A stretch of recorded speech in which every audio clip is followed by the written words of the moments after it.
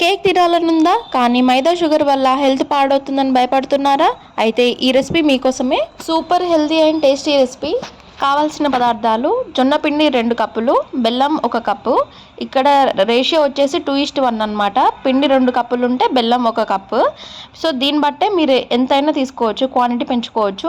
4 కప్పులు పిండి తీసుకోవాలి అనుకుంటే 2 కప్పుల బెల్లం సరిపోతుంది.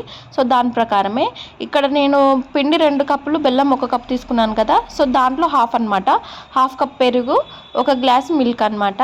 ఇక్కడ ఇది వచ్చేసి baking powder, baking soda 1/2 teaspoon తీసుకోండి, సరిపోతుంది. మెజర్మెంట్ కప్ అనేది మీ ఇష్టం.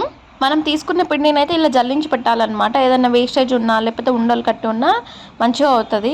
బటర్ పేపర్ లేకపోతే ఇలా కేక్ బౌల్లో ఆయిల్ లేదా వెన్న వేసి బౌల్ అంతా స్ప్రెడ్ చేయండి. దానిపైన పొడి పిండి వేసి ఇలా డస్టింగ్ చేసి పెట్టుకోండి. సో ఇలా అయితే సరిపోతుంది.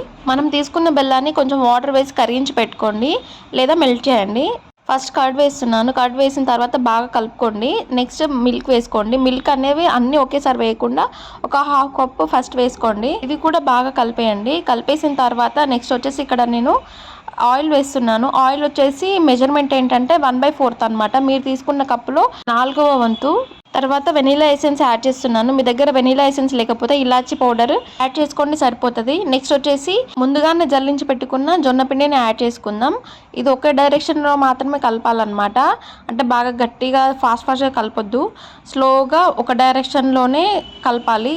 మీకు పిండి మరీ గట్టిగా అనిపిస్తే ఇంకొంచెం మిల్క్ వేసుకొని కలుపుకోండి.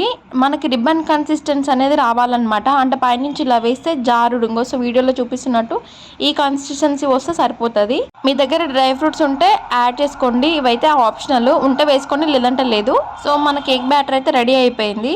ముందుగానే డస్టింగ్ చేసి పెట్టుకున్న బౌల్లోకి ట్రాన్స్ఫర్ చేసుకుందాం. ఫైనల్గా ఏంటంటే ట్యాప్ చేయాలన్నమాట. దానివల్ల ఏమన్నా ఎయిర్ గ్యాప్స్ ఏమన్నా ఉంటే పోతాయి. ఇలా వీడియోలో చూపిస్తున్నట్టు ట్యాప్ చేసుకోండి. ఇంట్లో షుగర్, మైదా ఇవేవి యాడ్ చేయట్లేదు కాబట్టి ఇదైతే చాలా హెల్దీ. పిల్లలకి కూడా పెట్టొచ్చు. ఒక మందపాటి గిన్నె లేదా కుక్కర్ తీసుకొని ప్రీహీట్ చేసుకోండి. దాంట్లో సాల్ట్ లేదా శాండ్ ఉంటే వేసుకోండి, లేదంటే నాలాగా ఒక ప్లేట్ బోర్లించి కేక్ టిన్ పెట్టుకోండి. అండ్ కుక్కర్ లిడ్ వచ్చేసి మనం బ్లాక్ది రబ్బర్ ఉంటుంది కదా, అది పెట్టుకోవద్దు. ఇంకా విజిల్ కూడా పెట్టొద్దు అనమాట. జస్ట్ పెట్టేసి 30 to 45 minutes సిమ్లో కుక్ చేసుకోవాలన్నమాట. మనకి కేక్ కుక్ అయింది ఎలా తెలుసుకోవాలి అంటే ఒక టూత్ పిక్ లేదా మీ దగ్గర నైఫ్, చాకు ఏదో ఉంటుంది కదా, అది పెట్టి గుచ్చితే మనకి ఏం అంటుకోవద్దు అనమాట. సో అంటుకుంటే కుక్ కానట్టు, ఏం అంటుకోకపోతే కుక్ అయినట్టు అనమాట. ఇదే ఇంకా చూడండి, మనకైతే కేక్ ఏం ఆడిపోలేదు.